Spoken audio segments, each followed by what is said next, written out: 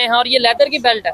नहीं, ये रेक्सियन में सर। ठीक है, मेरे पास अच्छी क्वालिटी अंदर लगी है, मैंने पैकअप कर दिया। ये कितने की है बेल्ट? ये हम 350 में सेल कर रहे हैं, इसका कस्टमर 150, 100, 250। वो कहते हैं 150 में हो। हाँ जी, वो कहते हैं जी हमें मिलती है। और ये बात झूठ है, जब एक चीज आपको इतने की पड़ ही नहीं रही तो कैसे 150 की आप सेल कर सकते हैं? ठीक हो गया। तो कस्टमर इस टाइम रेट वगैरह की तरफ से बहुत इशू आ रहा है। एक आपको पता है हमारे हालात जो इस टाइम मुल्की हालात चल रहे हैं सबके सामने। अच्छा, तो खरीदार जैसे भी हैं, ये कम है ज्यादा है? बेकारी की क्या तादाद है, मतलब बेकारियों में इजाफा हुआ है या कमी हुई है? सर वो तो आपको शायद आपने पता ही लगा होगा कि हमारे मुल्क को छोड़ के दुबई में भी यही हालात है। बेकारी इस टाइम हर जगह भी बहुत हो गए हैं। उसकी रीजन यही है कि जब आपको खाने को नहीं मिलना, जॉब्स नहीं मिलनी, कुछ करने को नहीं मिलना, तो फिर आपने मांगना ही है ना जाके, चाहे वो पाकिस्तान में मांगे या बाहर मांगे। आप यकीन करें ऐसे ऐसे सोबर बंदे आते हैं मांगने के, हमें देख के शर्मिंदगी होती है कि यार ये मांगने वाला है। नहीं, उसके अंदर मेरे ख्याल से ऐसा नहीं है कि वो सोबर होते हैं या वो बेचारे मजबूर होते हैं। उन्होंने एक अपना गेटअप ऐसा बनाया होता है कि देखने में लगता है कि यार कितना बेचारा मजबूर होगा या कितना, ये सीधा साधा बंदा। वो एक प्रॉपर ट्रेनिंग होती है। वो तो फिर जाहिर सी बात है, उन्होंने एक ट्रेनिंग भी होती है और उनका एक गेटअप उनका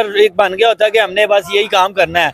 लेकिन लास्ट टाइम की जो पिछले साल रमजान थे उसकी निस्बत एक दफा ये मांगने वाले भी काफी ज्यादा हैं। और जो पिछले साल हम इन दिनों में काम करते थे कि हमें 4 बज जाते थे, तो वो काम नहीं इस दफा नजर आ रहा। ठीक हो गया। क्या आप समझते हैं कि जब ये खबर आती है कभी दुबई से, पिछले साल सऊदी अरेबिया से आई थी कि भाई सऊदी अरेबिया में सबसे ज्यादा जो भीख मांगने वाले हैं वो पाकिस्तानी है, और अब दुबई से खबर आ रही है 200 से ज्यादा उन्होंने पकड़े हैं बेकारी, जिसमें से ज्यादातर पाकिस्तानी है। क्या फील होता है ऐसे पाकिस्तानी? मुझे तो बहुत बुरा लगता है कि यार ये देखो, और मुझे ये चीज नहीं समझ आती, अब चले गए पैसे लगा के, वीजा लेके आप चले गए वहां पे, उधर जाके मेहनत कर लो, पैसे ही कमाने हैं ना। लेकिन उसकी रीजन ये है ना, देखें आप इधर से जाते हैं 2, 4, 3 लाख रुपया लगा के आप जाते हो, ठीक है। वो उधर जाके आप पाकिस्तानी एक रियाल आपको पता है 70+ है, ठीक है। वो कहते हैं 10 मिले, 20 मिले, 50 मिले, जो भी इकट्ठा हो वो इसलिए मांगते हैं। लेकिन ये चीज हमारे मुल्क को देख के ये मद्देनजर रखते हैं, ये चीज खराब होता है बहुत ज्यादा। हमारा पूरी दुनिया में इस टाइम आप देख ले, ऑल वर्ल्ड में जाके देख ले, पाकिस्तानी हर जगह पे बदनाम है। ठीक है, वो इसी वजह से है। एक ये हमारी जो हुकूमत है, सबसे बड़ी बात हमारे वज़ीर आज़म साहब देख ले,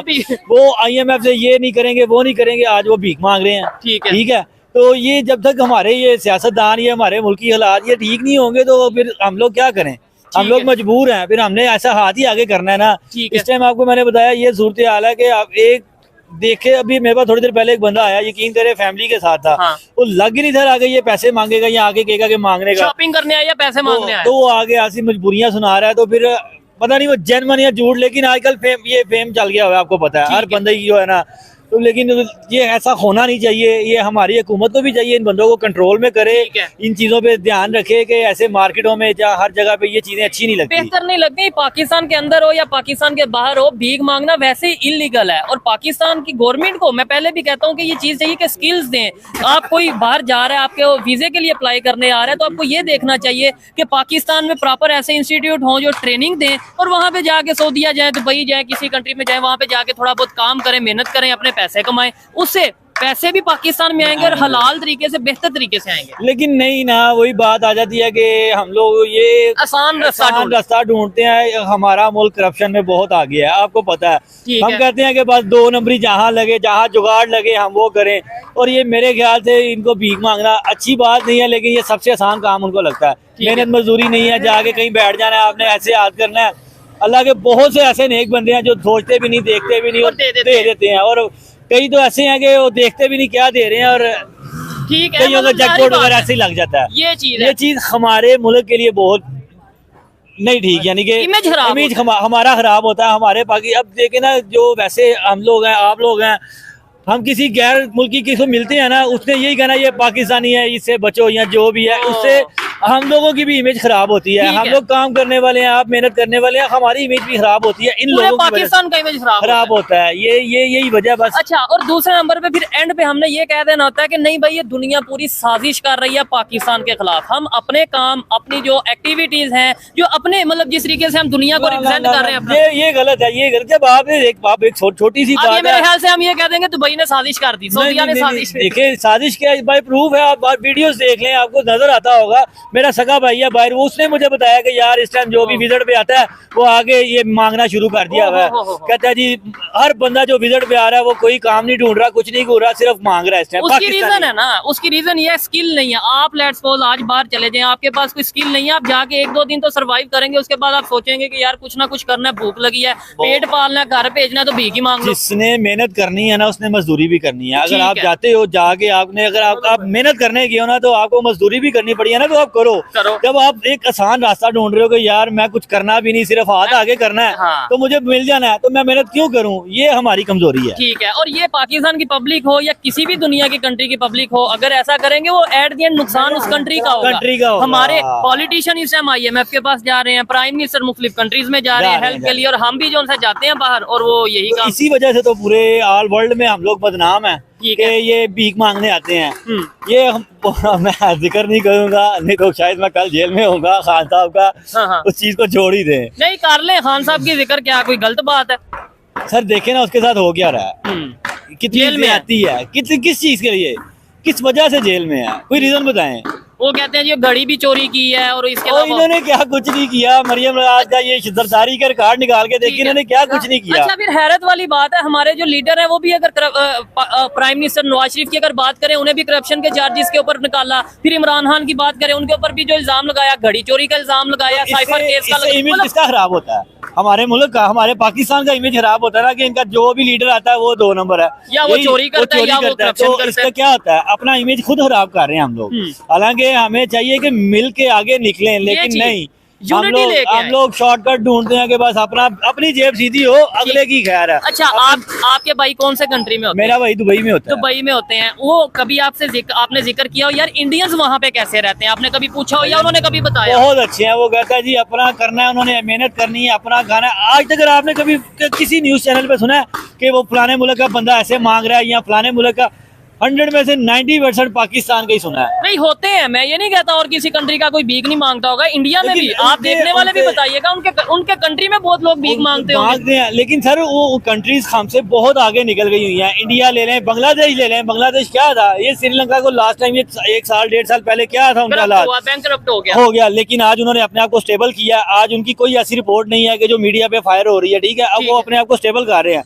हमने जब से जवान होना शुरू हुई, बचपन से लेके अब तक ये नहीं देखा कि हमें कोई सहूलत गवर्नमेंट की तरफ से मिली हो जिसके हमें फायदा हो। अब ये काम कर रहे हैं ना, ये मुझे पता है कि मैंने लेके आना और बेचना है। ठीक है। और अच्छा, ये माल पाकिस्तान से बन रहा है या बाहर से आ रहा है? नहीं, ये पाकिस्तान से ही बन रहा है। चलें फिर तो बड़ी अच्छी बात है जी। मैं कहता हूँ पाकिस्तान से बन रहा है। चाइना से भी वैसे ज्यादातर, चाइना से मेरे पास वैरायटी पड़ी हुई है, चाइना की वैरायटी आती है, चाइना से माल आता है। ज्यादा पसंद चाइना वाला किया जाता है या पाकिस्तान? इस टाइम जो है ना चाइना की डिमांड ज्यादा हो रही है। उसकी क्या रीजन है? रेट कम है या क्वालिटी बेहतर? उनका मुनासिब है और क्वालिटी भी उनकी बेटर है। मेरे पास जो इस टाइम बेल्ट पड़ी है ना, वो चाइना की डिमांड ज्यादा है। ठीक है, वो क्वालिटी में भी अच्छी है। और चाइना की इधर कोई बेल्ट पड़ी है अभी लगी है चाइना वाली? ये सर ये लगी है। ठीक है, इसकी क्या कीमत है? ये अब बिल्कुल क्वालिटी जो है नजर आ रही है बेहतर है, उससे बेहतर है। ये चीज मुझे एक मसाला है 150 में आ रही है ना, ठीक है। ये 250 में भी कस्टमर हंस के लेता है। क्वालिटी उसको नजर आती है कि ये कहीं जानी नहीं है। ये देखें, ये चीज है, इसने वाकई नहीं, ये पाकिस्तानी बेल्ट को मैं ऐसे करूंगा ना तो ये 1 मिनट में टूट जाएगी। ठीक हो गया, रैक्सीन होगी तो ये रैक्सीन है। अब ये चाइना मेड है, ये देखें, ये क्वालिटी पकड़ के देखें, आप मानेंगे ये 150 या 200 में मिलेगी आपको। ये कितने की? ये 150 में मुझे आ रही है, ठीक है। आप 200 की है, इसके 200 में, और यही पाकिस्तानी मेड में है। यही चीज मैं पाकिस्तानी मेड में भी है, ठीक है। ये सेम स्ट्रेच में, ठीक है। ये मुझे पाकिस्तानी कॉस्ट पड़ रही है 300 की, जो मैं 500 की सेल कर रहा हूँ। ये पाकिस्तानी नहीं है, ये चीज है वो, ठीक है। ये ब्लैक, ये पाकिस्तानी मेड है। अच्छा, और मेरी नजर में चाइना की क्वालिटी अच्छी है। मेरी नजर के आप पकड़ के देख लें, आप खुद पकड़ के देख लें। ऐसे ही है, बक्कल का डिफरेंट है, ये बड़ी चीजें। ये रेट भी मुनासिब आ रहा है और बिक भी अच्छी रही है। ये पाकिस्तान की आ भी महंगी रही है और बिक भी महंगी रही है। यानी कि कहने का मकसद है कि जब हम चाइना से इम्पोर्ट वगैरह करते हैं ना, वो चीज अच्छी है, मुनासिब है। पाकिस्तान की बनी हुई चीज नहीं समझ में। अच्छा, मुझे इस चीज की भी बड़ी हैरानगी होती है, क्या वजह है? एक साइड पे हम कहते हैं पाकिस्तान की प्रोडक्ट को प्रमोट करना चाहिए, दूसरी साइड पे जो पाकिस्तान के इंडस्ट्रियलिस्ट हैं उन्हें ये चीज समझ नहीं आती कि यार अगर हम क्वालिटी अच्छी बनाएंगे, कोई भी चीज है उसकी अगर क्वालिटी बेहतर होगी, कीमत मुनासिब होगी, तो ये मार्केट में पाकिस्तान में अब एक ये चीज आई है ना, ये आज अच्छी आ गई है ना, कल मैं लेने जाऊंगा इसकी क्वालिटी बहुत ही चेंज हो जाएगी। वो कहेंगे हमारा तो चल गया चल गया। ये बात है कि जब आपका एक सिस्टम चल गया ना, तो फिर आपने ये नहीं कहना कि मैं इसको मजीद बढ़ाऊं, आपने उसकी क्वालिटी लो कर देनी है, अपनी डिमांड बढ़ा देनी है। ठीक है, आप जहाँ से भी देख रहे हैं जरूर बताइएगा आपके वहाँ पे इस तरीके से जो बेल्ट मौजूद होती हैं, इस तरीके से उनकी क्या कीमत होती है, एवरेज ऑन एन एवरेज आप जरूर बताइएगा ताकि थोड़ा हम कंपैरिजन कर सकें। अच्छा लगा जी बात करके। मुझे ये बताएं, बेहतरी आ सकती है, आप भी नौजवान मैं भी नौजवान, बड़ी उम्मीद है कि यार पाकिस्तान किसी तरीके बेहतरी की तरफ जाए, लेकिन कोई आपको उम्मीद नजर आ रही है? इस टाइम तो जो इस टाइम के मैंने वही बात की है कि जब से हम बड़े जवान होने शुरू हुए हैं अभी तक तो हमें कोई एक उम्मीद नजर आई थी, लेकिन उसको बिल्कुल ही साइड पे लगा दिया गया है। ठीक है, अब जो ये आए हैं, ये आते साथ ही अब अल्लाह के हुक्म से ये देखना यकम को क्या होता है, पेट्रोल 50 की कॉल है, 50 से 60 बढ़ जाएगा ठीक है। 280 का है, हाँ जी, 350 प्लस, और ये 450 तक जाके ब्रेक लगनी है इनकी हुकूमत में। ठीक है, ये 450 तक लगनी है। इन्होंने खुद कहा जी हम मजबूर हैं। क्या मजबूर है? जब इमरान खान ने पेट्रोल बढ़ाया था, मजबूर क्यों है? IMF ये कह रहा है कि आपने कीमतें बढ़ानी तो कर्जा लेंगे तो जाहिर सी बात है उनकी शर्तें माननी पड़ेंगी। फिर उसने जो कहना है वो आपको मानना पड़ेगा। ठीक है, IMF ने कहा जी पेट्रोल बढ़ाएं, ये दुकानों पे छोटे छोटे ये जो है ये दुकानदार ताजर है इन पे टैक्स लगाएं। ठीक है, इनका क्या कसूर है? अच्छा एक लास्ट खाने को मिल नहीं रहा और टैक्स पे टैक्स लगी जा रहे हैं। ठीक हो गया। एक चीज लास्ट में पूछूंगा, अच्छा लगा बात करके, बड़े दमदार तरीके से भाई ने बात की है आपसे। लेट्स सपोज मैं 5 बेल्टें लेता हूँ, तो आपके पास कोई ऑनलाइन ट्रांजैक्शन का सिस्टम है? ये आजकल अपनी जो ये जैस कैश इजी पैसा है, इसके अलावा वैसे तो कोई ऐप नहीं वो है। ऐप शैप तो वैसे इंडिया में अब आपने देख लें, हाँ, इसलिए मैंने वो हर पेपाल और ये पेपाल है, पेटीएम है, उनकी काफी ऐसी है कि आप छोटी सी दुकान पे UPI है, 20 रुपए की भी चीज लेने चलोगे ना तो आप ऑनलाइन उनको, हमारे अभी तक इन्होंने कोई ऐसा हमें रिलीफ नहीं दिया या ऐसा कोई सिस्टम नहीं बनाया कि हम छोटे दुकानदार अपना कैश बचाने के लिए कोई ऐसा बनाए। सिंपल सा QR कोड लगा होता है, उसे स्कैन करें और आपकी पेमेंट ट्रांसफर, और हमारे इधर अभी तक कोई ऐसा नहीं है, पाकिस्तान में नहीं है ना। ये हमें उम्मीद है कि कोई ऐसी सहूलतें हमें मिलेंगी। उम्मीद रखनी चाहिए, ऐसा नहीं, उम्मीद रखनी चाहिए। उम्मीद है वो बस है, लेकिन जो नजर आता है हमने तो वही बयान करना है ना।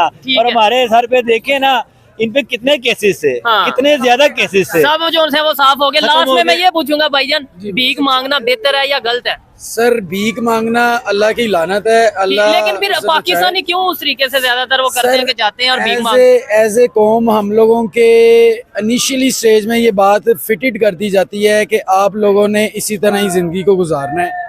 हम बचपन से बड़े हो चुके हुए हैं, हमारे ऊपर वाले लेवल से जब मांगना शुरू कर दिया जाए, प्राइम मिनिस्टर हो या कोई भी तो सर आप देखें beggars can not be chosen, ये हमारे ही PM कहते हैं। और वो माशाल्लाह अगले बयान में कहते हैं कि जी मैं जाता हूँ, मुझे देख के लोग समझते हैं कि शायद मैं पैसे मांग रहा हूं। सर जब आपके अंदर का जमीर मर जाएगा, कौम मुर्दा हो चुकी होगी, फिर भीख मांग के ही गुजारे होने, उधार लेके अगर आप कहते हैं कि हम स्टेबल हो जाएंगे, तो ये किसी भी स्टडी में आप उठा के देख लें ऐसा नहीं होता, ऐसा नहीं होगा। एक खुददार कौम के लिए मेहनत बहुत जरूरी है। एज ए यंगस्टर हम लोग यहाँ पे लगे हुए हैं अपने घर वालों की एफर्ट के लिए, ठीक है, मगर जब बर्डन बढ़ जाएगा, मैं किसी से क्रेडिट लेके अपना माल डालूंगा, वो बंदे का इंटरफेरेंस मेरे बिजनेस में ये चीज है, ये एक बड़ी छोटी सी बात है। और जब हम एक कौम की या एक मुल्क की बात करें, मेरी समझ से बालातर है कि इतने हाई लेवल पे जाके एक बंदा बैठ के इतनी कॉमन सी बात नहीं समझेगा तो कैसे गुजारा, कैसे बेहतरी आएगी? मेरे ख्याल से समझ उन्हें आती है, लेकिन वो आती है, बिल्कुल आती है। मैं अपने बिजनेस में मैं जब डाउनफॉल देखता हूँ, मैं किसी से हेल्प आउट लेता जरूर हूँ, ठीक है,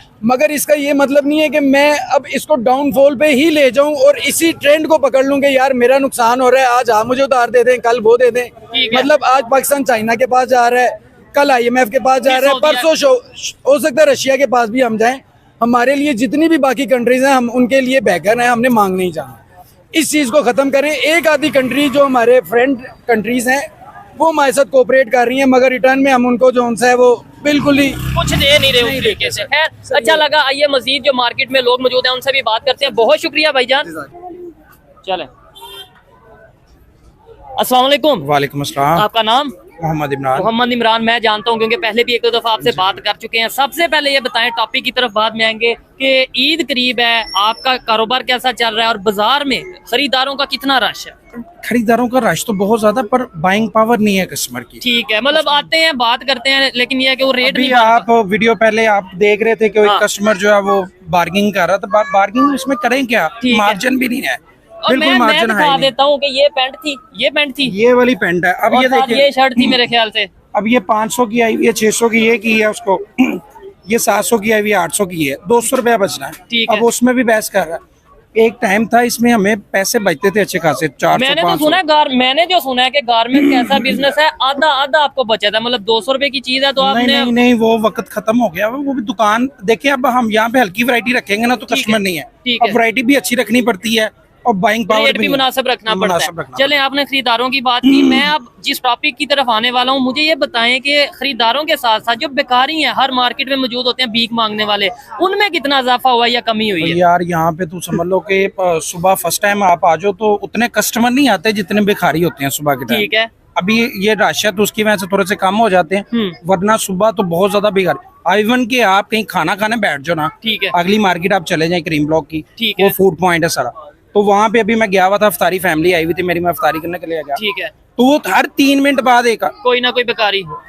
अल्लाह के नाम पे दे दो, वो एक प्रॉपर ट्रेनिंग है। ठीक है। अच्छा, मुझे ये बताएं, खबर ये है कि दुबई पुलिस ने तकरीबन 200 से ज्यादा 202 या इससे ज्यादा जो उनसे बेकारी पकड़े हैं रमजान के पहले 2 हफ्तों में, और उसमें ज्यादातर पाकिस्तानी देखने को मिले हैं वो जो बेकारी हैं। क्या कहना चाहेंगे? वो यहाँ से हम जाते हैं, वीजा भी लेते हैं, हमारा प्रॉपर मतलब पैसे भी लगाते हैं और वहाँ पे जाके हम भीख मांगने लग पड़ते हैं। देखिए ये जो चीजें हैं ना, ये हम बड़ों से सीखते हैं, जहाँ तक भीख मांगना भी बड़ों से सीखते हैं। हमारे बड़े जो है वो कहते नहीं, beggar not be chooser, can't be chooser, ये शहबाज शरीफ साहब ने कहा था। हाँ जी, वो तो देखे ना बड़े हैं तो फिर वो कहते हैं कि प्रोफेशनल तरीका है, वो जब भी जाते हैं कहीं, मैं मांगने नहीं आया पर मजबूरी है। ठीक है। तो इसी तरह उन्होंने भी यही चीजें वो कहते हैं जी बड़े बड़े हमारे सियासतदान मांग रहे हैं तो हम क्यों ना मांगे। ठीक हो तो गया। वो उन्होंने भी प्रोफेशन बना लिया हुआ, देखेंगे वो बंदा यहाँ से वीजा लगवा रहा है, ठीक है, पैसे लगा रहा है, उसको पता है कि मैंने वहाँ पे जाकर दुगने निकालने, वहाँ पे मुझे वो मिलने हैं, रियाल मिलने हैं। तो साथ वो ये नहीं सोचता कि यार जब पकड़ा जाऊंगा इमेज कितना खराब होगा, मेरा तो चलो होगा, मुझे कौन जानता है साथ पाकिस्तान का, मेरे कंट्री। सर यहाँ पे बड़े को नहीं जरूरत, हमारे जो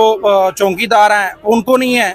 देखिए ना, आप सीधी सी बात बता रहा हूँ आपको, अगर उनको नहीं है परेशानी तो वो हमें क्या परेशानी होगी? हम तो ये देखेंगे पैसा कहाँ से आ रहा है, पैसा कहाँ से आ रहा है। अच्छा, मैंने जो चीज ऑब्जर्व किया और इसके ऊपर थोड़ा सा मैंने लोगों से भी पूछा, मुझे ये खबर आई कि प्रॉपर गैंग होते हैं, मतलब हर मार्केट पे ठेका होता है। ये नहीं है? नहीं, ये ठेके वाली बात नहीं है, वो बात आप सही कह रहे हैं। इन्होंने एक इलाका जो है ना वो पूरा गेटअप किया होता है, ठीक है। और ये जो हमारे थाने हैं ना, ये भी इसमें मुलव्वस होते हैं। अच्छा, थाने को भी पैसे देते हैं? भाई सीधी सी बात है, ये क्या मुलव्वस बात होते हैं। ये अभी आएंगे, पुलिस वाले उठा के ले जाएंगे, फिर अगले दिन ये फिर वहीं पे होते हैं। ठीक हो तो गया। कोई चीज है तो ये यहाँ पे होते हैं ना।